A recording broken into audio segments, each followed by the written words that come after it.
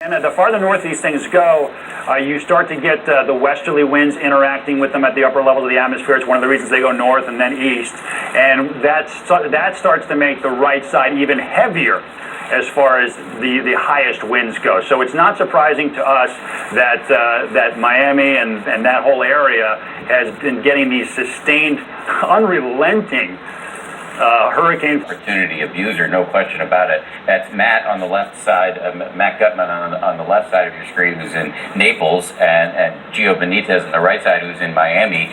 They are far away from one another and both getting slammed by the same storm. We should say that according to the Weather Service, storm, it's disintegrating a little bit, as Rob and Amy have mentioned, but still a very powerful storm coming through here. But you know, I just spent 10 days with officials here who themselves are hunkered down. They're not just in hotels right now. They are all closed off in their separate rooms, just trying to take cover at this point.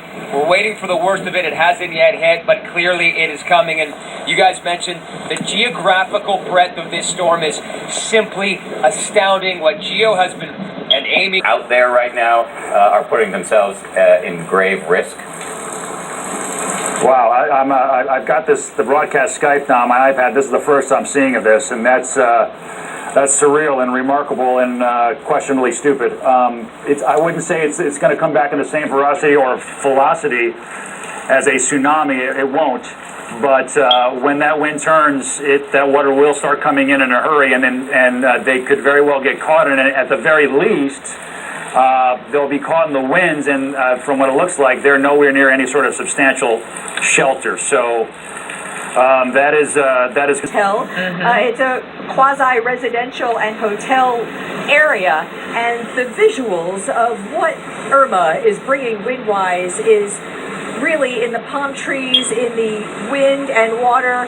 We have right about a block to the east of us, we have the beach, and this is sort of a wind tunnel just taking Irma's winds so strongly, tearing down things in its path. So all of the roads in Miami Beach at the moment have down power lines and fallen trees and impediments, and it's so dangerous to drive through. Miami Beach has been in mandatory evacuation for about 3 days.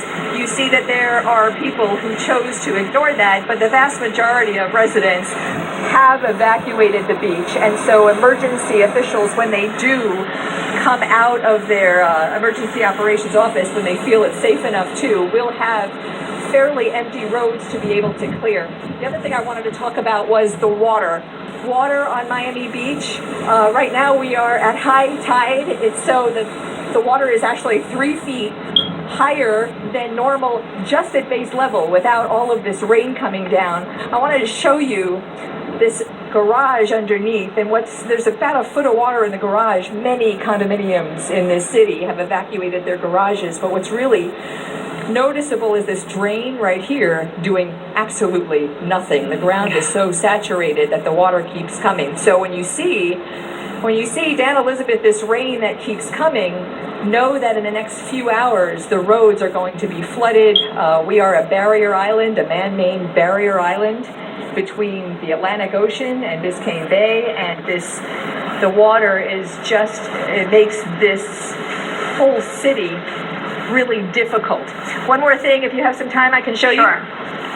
Is right down here an example of a construction site. You can see how the banners are flying. So that's the most visual part, but easily not the most dangerous part, of course. In the city of Miami, not